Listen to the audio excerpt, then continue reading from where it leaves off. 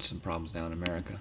Now, some of these will pop up again in the 1920s. I'm sorry, but I wanted to put them here because they're related into this and what we're afraid of. Okay.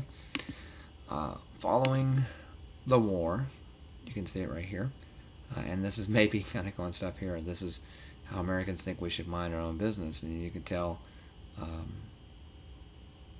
disagree is really high in 2001 following the September 11th attacks, and it's actually kind of getting really, really low here at the point of where we should mind our own business, get along the best they can, has kind of, won that whole idea.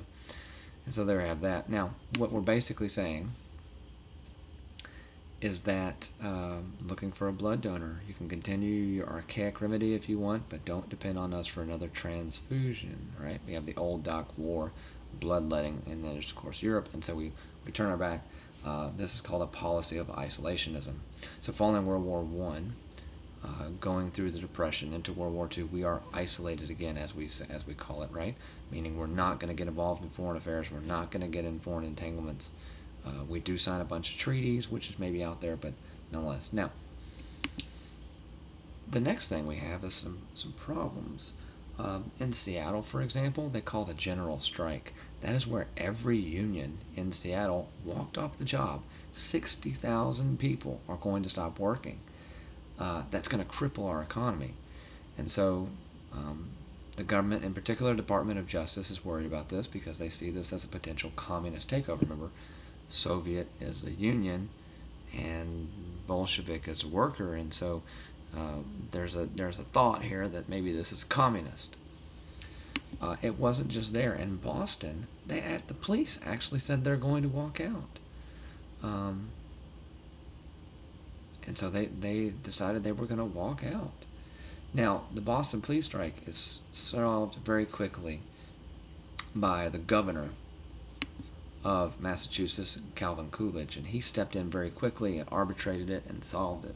He later becomes a president in the 1920s, and we'll talk about where he's going. Now, from there, we are afraid of the unions, we're afraid of stuff, we're afraid of the communists already from Charles Schenck, if you remember that, with Eugene V. Debs. Then in 1919, we have a fear of what is called the Red Scare. Notice, they'll never change the blue and white to red, meaning I can take over the rest of the flag with red, and anarchy. This was a song. This is what we're afraid of. We were afraid that under the guise of the American Statue of Liberty with "Give me your tile per huddled masses, yearning to be free, and I will give them light under my golden lamp," that European anarchists with bombs and trying to destroy democracy would come in, and that's called the Red Scare. There's actually two of them, but the Red Scare basically means is that we're afraid of a communist takeover.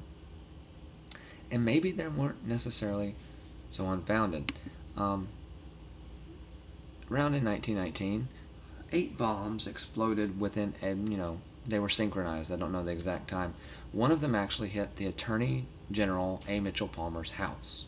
This is his house. If you've ever seen the movie J. Edgar with Leonardo DiCaprio as J. Edgar Hoover, the opening scene is the bombing. I don't know if there were children in there, or maybe that was done for dramatic effect, but nonetheless it's there. So A. Mitchell Palmer is pretty upset about this, as rightfully so. He sees this as a communist threat. He sees this as the Red Scare has finally hit. And so he will begin to do something.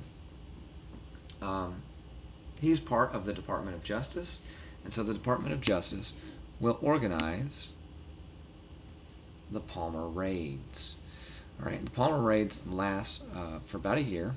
And as you can tell here, it's an attempt to suppress or put down dissent, people who do not agree with the United States. So the Palmer Raids basically would go into people's homes who they thought were suspected communist and raid the place and arrest people. It's very similar, replace terrorist by our terms with communist, and you have basically the same thing, correct? Now, who was actually put in charge of this? As I said, A. Mitchell Palmer was in part of the Department of Justice. He created a new branch of the Department of Justice he called the General Intelligence Division. And he placed J. Edgar Hoover as kind of pro tempore over it. The General Intelligence Division is no more. It has now morphed into the Federal Bureau of Investigation, or the FBI. It is a branch of the Department of Justice, and they are out to get domestic terrorists. For example, the horrible thing that happened in Chattanooga, that is not under the direction of the CIA, it is under the direction of the FBI. Now, an important thing here, the FBI reports to the judicial branch. Now, the CIA reports to the executive, but the FBI reports to the judicial because they're part of the Department of Justice. So the president can't tell the FBI what to do. We'll get into something weird there with Nixon. But that is the end of World War I. We're now going to move into the Roaring Twenties, as they're so called. I want you to be able to tell why the Treaty of Versailles rejected 14 points, how the Pomerades impacted society, what was the reason the U.S. Senate did not want to sign the Treaty of Versailles, compare irreconcilables and the reservationist, and lastly, explain how the government links strikes with communism. And so we'll move into the next thing. Make sure you look at the other videos that I've got in here. When I went to the World War I Museum, and the woman there, I can't remember her name, Miss Kelly, Cherie Kelly, went around and explained some really interesting stuff about that. And so I'll have links to that on my YouTube site as well. Until next time.